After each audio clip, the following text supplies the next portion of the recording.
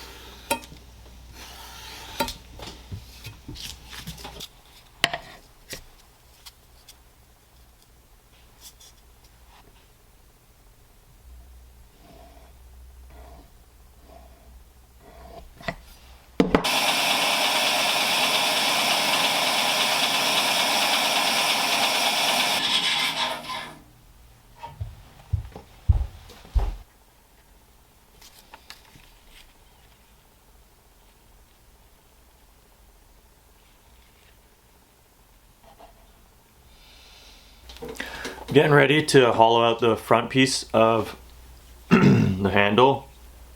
So this will be the front piece, and then I have some G10 spacers in the back piece. So I'm just gonna show you a few of the tools that I use and how I use them to hollow out the wood. I have a drill bit and I have some lines laid out of where the front of the knife is gonna fit into. And I'm just gonna take my drill and sort of drag it down these holes and hollow out as much as I can. And then I went in on the back side and took a drill bit that was one size bigger than the front piece and hollowed these out, not all the way through though. Stopped just before I come out the front. And then to hollow out the rest of the way, I have these two tools. This is actually, I think it's called a broach. This one is a legit broach made, and I can't remember exactly who I bought it from. It's really nice, really sharp. I'll get a close-up of that. It's got some really sharp teeth.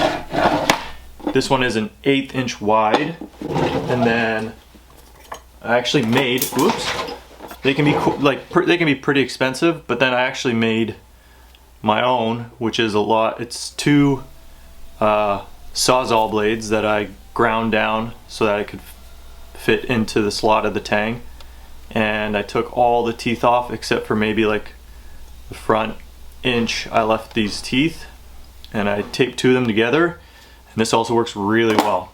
Now, since it is the front piece and I want a nice clean fit up where the handle meets the Tang, where the handle meets the ricasso area, I'm gonna be a lot more careful taking out this material. I'll finish it off with some small hand files just to make sure everything's nice and flush and there's no gaps, or as little gaps as I can get. Then the back piece, don't need to worry about too much, and I'll bed that Tang. Anyways, get going here.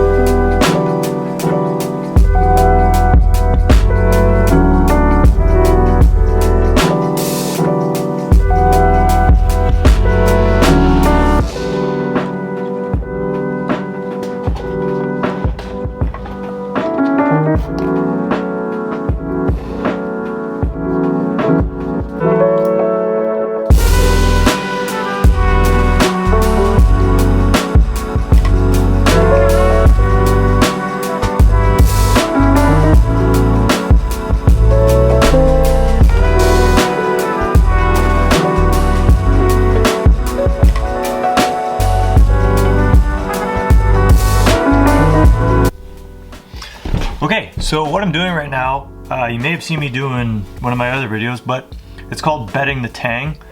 So right now everything fits up, but some of the pieces are loose.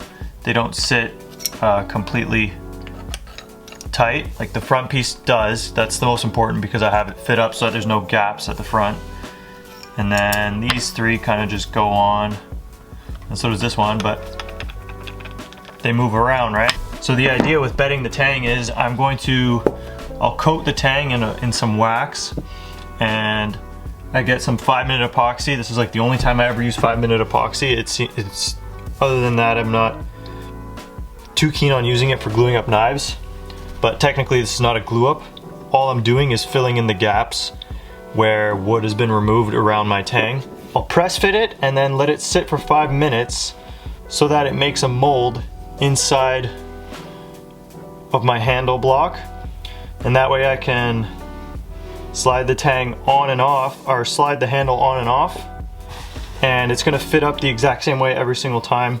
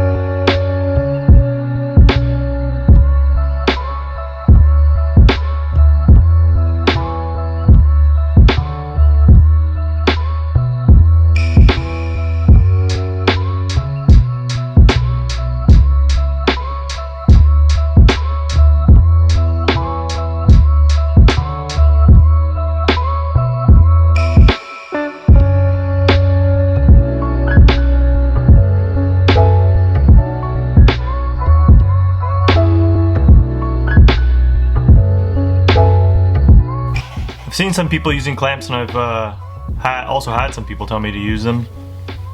So all it is, I just cut a slit right in the top there, and that'll slide right up here, and then I should just clamp the handle together.